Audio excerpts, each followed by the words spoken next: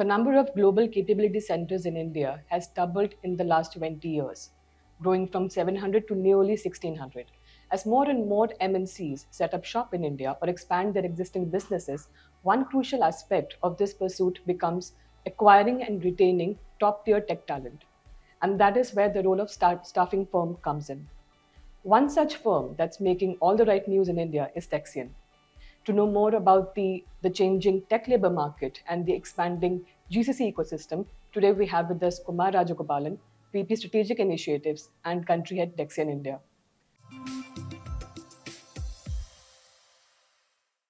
Hello, Kumar. Welcome to the Hi, Insights. thank you. How are you? Thank you. Good. Kumar, looking at the service industry first, it has been the top GDP earner for India for quite some years. What do you think has led to it retaining its leadership position, especially in the post computer era? I always feel services is, we inherit this services mentality always. So the DNA is there, and it's obvious choice. The services industry is going to grow. Have we tapped the full potential? Not, but like the thing is, it started well. Post industrialization, post computerization, a lot of firms require young brains to kind of get into that one. The two aspect of it is very, very important for any computer programming. One is multiple languages, and in India, everybody has 3 or 4 languages always comes into that mind. So, which means that like learning a new language becomes much easier for every one of us. And the second is the DNA in maths. So, from the schooling, everyone is so much importance has been given to math. The language and math, if it is two main streams for the computer programming, becomes much easier to translate into the any of the codes. And this is one such industry where typically even COVID has proved it. You need not engage people sitting in one industry or a manufacturing setup where you can do your work wherever you are, so long as you have the eyes and ears and your mind to kind of apply. It can work automatically. So with that setup and the ecosystems around India is such that so many colleges producing so many engineers, and also the talents are coming. The supply side is always abundant, keeps coming to that one. So it has naturally progressed from one step to another. So in the early part of 90s, if you really look at it, people started moving from India to other destinations to work, and later on it has become an outsourced model. And thirdly, it has become from IT, it has grown to ITE, where the process side of it came up, and then the product engineering side of it. So if you really see the natural evolution, the one underlying factor is the adaptability by the in crowd here, and the ecosystem that builds along that with that one. And finally, I would say a lot of support from the government, subsequent governments. Every time when they wanted to give the importance, they gave the right importance to the education, and they gave the right importance to the infrastructure on the technology side of it, how to kind of bring about. So with all that, there is a natural progression in the services industries. Is India at this point of time a leader in the service industry? I would say still no, because the number of patents and other things which are there. So still to catch up, I would say what we are doing right now can be at least 5 times, 6 times more than what we can do. So we should aspire to achieve that. You spoke about language, math, and a continuous supply. In terms of competitiveness, which other factors do you think have worked in India's favor? And after automation, AI, and ML especially, how do you think that impacting the service industry in the country? Fantastic. So I'll start from the family aspect of it because it's important, relevant here than looking at the external factors. I will start with the family because people normally look at it. If the Western way of thinking is, if you really look at it, it's more look at it how the office setup is there, how the infrastructure is set up, what is the government participation. But I would probably put it the early 90s. It's the family setup which uh, kind of driven this factors. The first is if you really look at it in our family, typically. there's a joint family and there is a level of engagement from mother, uh, the grandparents, and everybody, put a lot of emphasis on the studies. The kids then automatically get the required ecosystem to learn more and more and more and more. So, what happened? The very first fundamental thing for us is education. Read well, you study well, then you become a doctor, you become an engineer, you become a computer programmer, whatever it is, a chartered accountant. But still, the main thing is like the family setup is so important to build that one. So, what happened in India or this part of the world is a family setup. The importance is given to the family setup. So, which means that a joint family setup and the ecosystem around that one made that there is a competitive spirit within the family, that if your brother is doing well, you have to do well. Your sister is doing well, you have to do well. Your cousins are doing well, you have to do well. So automatically, the young generation started building more and more because they always look up their immediate elders to replicate. So that has created the big ecosystem to kind of provide the supply. That's the very fundamental advantage India has compared to all other world, because the family setup is very strong in India. The second is, of course, just taking it further from the family to the next level. It is always the ecosystem around India. Even if I go to other places where US and other places, typically everybody relates to the races, but when it comes to India, they talk. Everybody is like, "Are you Desi? Are you from India?" It's like kind of as a one family kind of a setup we built in. So each and every person help each other to kind of find a workplace, find the set to settle down and things like that. So what has contributed in this overall thing is, though people are getting into the newer geography to work, people are getting into the new territory to work, new technology to work, there is a handhold happening automatically. It is not that something who's left independently explore many things. It's rather the teamwork, automatic teamwork, or I would say there's a hidden teamwork which works. How many times you would have noticed that, like, if somebody says, I'm going to probably London, I know few people there, I will connect you few people. That's how the family Yeah. members come and help. So that kind of a setup, which is very important for anyone to grow in the organization as well as in the industry. And India is the place to kind of bring that culture. And that's why, if you really look at it, most of the projects, when it is outsourced, it becomes very successful when it is delivered out of India, because that is a team, inherent teamwork automatically comes into the mind of people. As an independent individual, we may not be able to be successful competing with many other people, obviously, because like we like to have the group. But if you collectively look at it, our potential with the teamwork, it's growing tremendously. There is always a problem here, because wherever it's a specialized job, we lose the competitive edge. We don't have that much confidence in us to kind of get that one. But wherever it is a project which has to be delivered by a team of people, I would say the team from here is more successful than globally. I can see none other team can be that successful. That's why, be it in engineering, construction, software engineering, or any other, you can see a lot of Indians working in the ecosystem. But given now that the competition is coming from across the world, how is your firm trying to maintain that edge within the Indian market? So it's always a different way of looking at it. So India is not independent from the global environment. Now it's more and more globalization which is happening, and more digitization which is happening everywhere. I would say India is now not insulated separately. It's all tied together with the global environment. With that setup, so what we establish in India is not a independent entity away from an international organization. So our parent organization is from US, and we've been in the business for close to 32 years.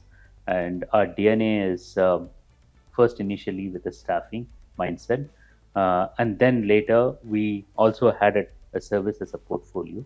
So at the end, solution is the major keyword for us to provide to the customer, and the customer should experience that one. So I would say that like our the platform which we build, OTT platform which we build, OTT, which means that like organization, our culture should align with the other organization culture, technology, build technology on top of it, and the talent, because searching the talent is the key for us because being a staffing company. So combined with the technology, scouting the talent, and align with the organizational culture is the key to success. That way, which we have replicated over again for all the Fortune 500 companies and the Russell 2000 companies in US. We are just replicating the model in India, so which is not something completely new. So, which means that like India is in the crux of building a lot of global captive centers. The GCCs are coming up. uh, 50 billion is just a start right now, poised to grow more than about like 500 to 600 billion in this market, and especially with the newer technologies which are taking place. Um, the more and more experience you gain internationally, and more the customers' experience which you gain. So, in the pursuit for good, it's always better to kind of excel. What you did yesterday is it does not matter. What you're doing today and the experience which they get it, and we are perfecting that art day by day. So it is a progress, work in progress, and the international experience helps us a lot to kind of build that one. Kumar, like you said, that what you did yesterday doesn't matter. What you're doing today is what really counts. I think that also speaks largely about the tech landscape today with the constant, frequent disruptions, changing market needs. How is Dexian trying to adapt to the market demands, fill the talent gap, and attract talent? Yeah. So it's a fantastic question because it takes a slightly different route here. The moment you are talking about the change in technology landscape, there also inherently put a lot of uh, pressure on uh, the set of people those who are working here, the mindset of the people. Um, Generally, what happened in the past, I would say in 90s and all, if there is a technology stays for 10 years or 5 years, and there is always a work safety which is available, and it becomes easier for them to kind of adapt to that work safety. But now the reality is different. Within 2 years, it changes very quickly. By the time a person finishes one project and the next project starts, his entire technology sometimes changes, and he has to adapt to that one. And especially the clients also are demanding right now, in such a way that when I engage you, I need an expert. I don't need a set of people who can do the work. I want a set of people who can guide us to the work better. So, which means that like automatically there is a level of upskilling which is required. You have to scout the talent very young age to kind of understand where from they are coming. And the second is understand the culture also. Sometimes like what happens, uh, the communication in certain parts of the locations are lesser than the communications when you get it from a metro and other places. So what happened, you have to build the confidence of the people so that like they also have the confidence to communicate to the client, understand better, and then work on top of it. So in all, upskilling and some of the upgrading the soft skills is very important to stay relevant in the industry. But to me is like kind of, it is, if it is just outsourced, it's not going to work out. So there is an inherent uh, uh, organizationally inside build that culture. We also acquired a company called Grand Circus, which is a platform for providing the upskilling training. That's one of the intent in our mind to kind of bought that company, merged with our existing Dexian family, basically to ensure that like the our tech talents are upskilled continuously. The tech skilled are if you really look at the training per se, if it is training and if it is not adapted into the real world, it's going to go within 3 months.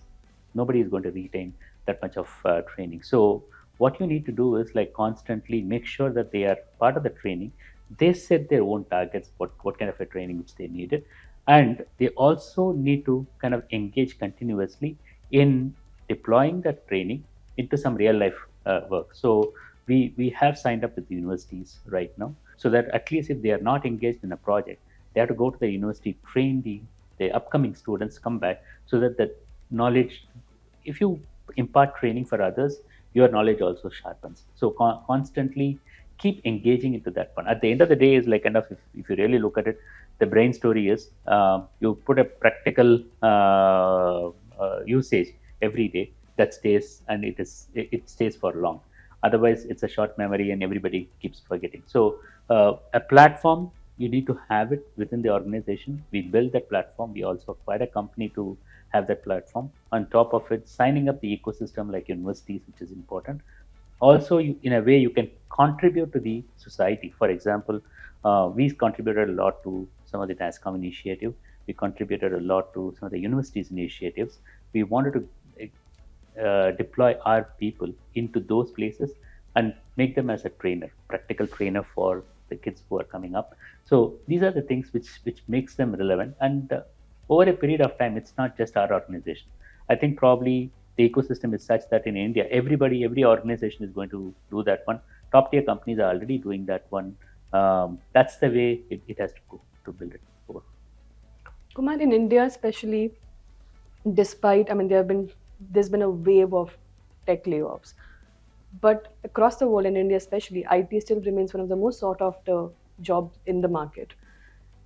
And IT and IT enabled services are the focus areas here. So, how do you plan to tap into this particular segment and the potential of it?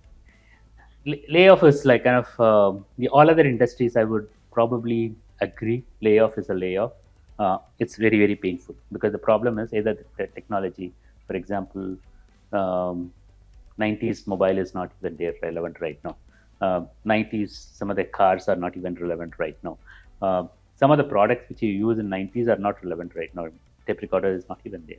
The phones are like kind of a black phone you're not using. So if you some of the companies, big companies in the industry, which are manufacturing companies, if you really look at it, product companies, product means hardware products, they're not even relevant right now. And when the layoff happens, that particular person does not have any other skill to carry on, and it's very difficult for him to find a job. It's very painful. But in a software industry, I won't take it as a layoff. If somebody is out of the company, which means that like all he needs to do reskill or upskill to some extent, and there is another job which is waiting for him. So it is more, uh, by definition, a project is a temporary endeavor. So it's like it has a specific start, it has a specific end, and once the project is done, once the company finishes that one, at the end of the day, uh, depends on how many clients you sign up and how many contracts which you get it, whether you are able to deploy in that skill and then monetize that one. And this person, after he finishes, comes to the bench, or if the bench is filled up with certain percentage, then he gets moved away from that workplace, but he always finds another opportunity. So if you really look at the length of somebody out of job, even if they are laid off, it's not more than 6 months in software industry. I'm not seeing somebody who's like 2 years sitting at home not finding a job in software industry, unless a person does not have the skill to put that way. So layoff is a word which generally we use within an organization. To me, is like enough. It is not a non-existent in a software industry because everybody finds some job or other. ITES segment, yes, to some extent, because it is a repetitive work. Anything which is repetitive, because they are tuned to that one and they are not skilled, they just do the same job again and again. It becomes a problem for them to find another place because that skill is not relevant. But a software industry is like it's not that way. The coding happens, and people are generally insulated from all those problems. Uh, but to kind of attract the talent, it's typically, we maintain three type of people.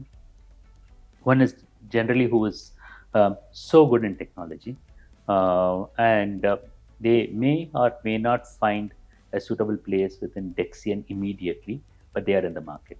So our recruiters, in fact, some of the guidelines given to the recruiters is to kind of keep the soft bench open, so that at any point of time we'll be able to tap the market in full, not looking at the portal.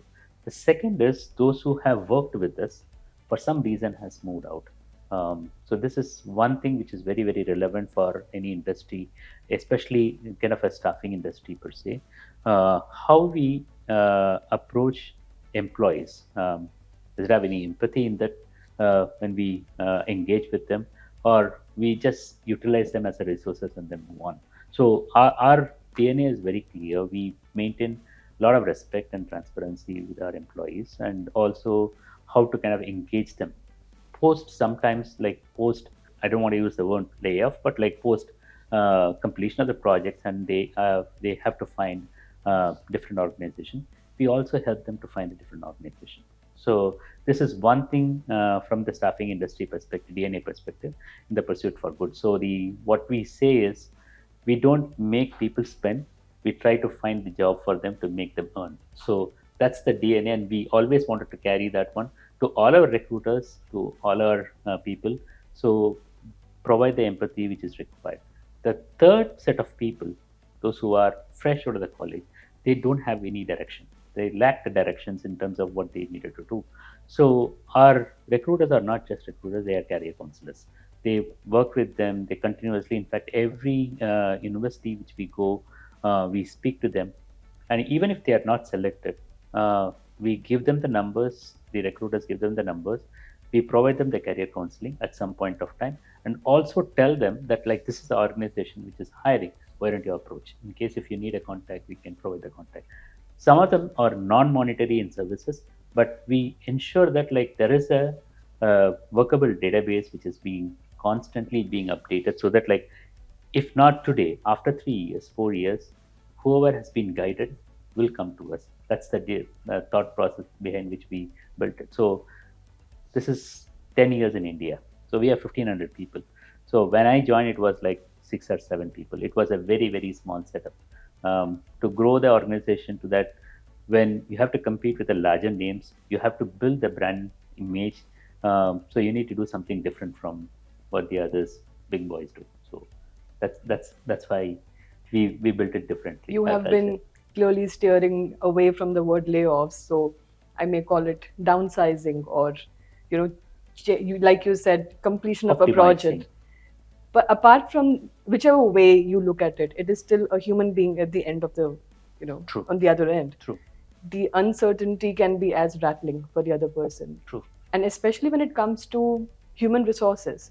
uh, Soft skills has become a very key component of what you offer. Empathy, like you mentioned. So how are you taking care of these very human elements when it comes to staffing? HR, the framework itself, we gave the word life. Okay, the life is typically to kind of uh, provide a word. The word life is given because we don't want to find human as another resource, because the life, when it's a life, it has an emotions, it has a feeling, it has intelligence. Sometimes it goes into the ups and downs and things like that. So our HR team works that way. It's typically we understand the feeling of the people to kind of how they are. Just to kind of give you one small example, 33% of our workforce is a female workforce. We intend to make it 50%, but 33 itself is very high at this point of time. Uh, and predominantly 80% of our work is a night shift, typically, because we really wanted to kind of work with a customer time zone. So that way, it's like kind of it becomes easier to interact. So we consciously make it in such a way that like it's a customer time zone is the US time zone, so it's a night shift. But when we look at it, like kind of how we wanted to kind of engage, when 33% of the workforce is a female workforce, so we have to have a very specific policy that provides a safety and security, not in paper. They have to feel that like we are safe here. Uh, Generally what happens, the organization gives a training, post training for all the employees, and those who are inside the company. We took one step further. Those who are associated with the company, including the cab drivers, including the organization which is associated with us, vendor, we tell them that like they also have to have a post training, because the way they engage the employees is very important for us. That's how we look at it. So empathy is not a word for us. It is a way of DNA which we wanted to carry. We wanted to work with people so closely with that one. That's why even if during the optimizing or downsizing or whatever way you call, or expanding, we always tell them very clearly is like, why we are doing that. It's not that like all of a sudden we put the message and say that like we don't need you. Of course, there are the I won't say in the human-centric organization, um, terminations would be there for disciplinary related stuff. Sometimes the involuntary resignations happen. So it's like kind of somebody who's not interested in working in client time zones say that like I really wanted to work 9 to 5, cannot do that one. Third, if there is a platform, say for example, I would like to work only in Java, and suddenly we say that like no, no, no, you have to work in a different skill. People generally tend to say that like no, I really wanted to stay in that, become a Java architect. I wanted to stay here. I don't want to change the technology. So these are probably exceptions which we take it. Uh, to some extent, we would like to manage those expectations of the people and the aspirations of the people. But at the end of the day, what matters is the experience of everyone, all the stakeholders, be it employee, be it your vendor, and also the customers, which is important that like all the expectations are managed. So this is where like kind of um, the so-called layoffs happens within the organization. But otherwise, none of the organizations, if you really look at it, if they train people, they won't train people if they are trying to lay off somebody. But if they trained people, they would like to retain as much as you can. In the last 3 years, if you really look at it, the salaries of the IT sector has gone tremendously high, and India is not a cost advantage country anymore. So, which means there is something which we are doing better, despite the increase in cost. The client is willing to pay to compensate that one, and still the highly skilled people are still at this point of time. At any point of time, when I open a rec, I would probably say I close only 10% of the overall rec, less than 10%. Remaining 90% unsatisfied rec still carry on, and client is still looking for people, which is not happening. So that's how it is. So it's not about layoff; it's like optimizing the resources. Looking at the larger picture, 5 years down the line, 10 years down the line, apart from optimizing resources, as you call it, and technology becoming obsolete by the minute, what are some of the emerging trends and challenges therein that you see for the sector? Obviously, the two major areas is everybody is talking about. One is automation, and the second is the artificial intelligence, which is coming in way. Technology is good. Sometimes technology can become bad also. That's really causing some concern for everyone. Technology is good because like kind of artificial intelligence, you can do weather predictions. You can do the agriculture, agri-tech industry is, we have never heard there is something called an agri-tech 10 years back. Now there's so many startups coming in the agri-tech world. So people are investing a lot of money into some of the newer areas based on the AML modeling and things like that. But the destructive technology is also there. So I would probably put it this way: look at the number of gaming companies which have come up. Gaming is very good in terms of the market is big, but the adoption for the gaming, if you really look at it, is it healthy? To so what I can probably put it as like there should be some way of ethical usage is one thing which India can in fact propose to the world, because most of these technologies sometimes like TikToks and videos, technology per se is good, but like the usage of the videos, which I'm saying, some of the similarly the AML, these are the ethical question which comes in. So the technological advancement, is it good or bad? But to me is like kind of, unless you are keep moving forward, like there are two again, everything has two sides to it. So if you're in a good side, you make a lot more influence into the society, and if you're in a bad side, then you tend to be lagging behind. So India is now with a lot of young talent, with a lot of potential at this point of time, and especially companies like us, our average age is 28 right now. The ethical usage is one of the most important, and the government has to come out with policies for the ethical usage of it. But at the same time, these technological advancement is important, and nurture it, and the ecosystem has to be built. because if we tap it, the potential is becoming so high. As I said, it's not about like the current state. It's about like 5 to 6 times the current state is what the immediate aim or objective for India to achieve. And if India achieves that, automatically companies like us automatically achieves that. So that's You really spoke important. about how it is inherent to India to serve, Yeah, and that is where the service industry is gonna go that's right. from strength to strength. That's right. Thank you, Kumar. Thank you for being in conversation with DT Thank you. Insights. Thanks a lot. Thank you.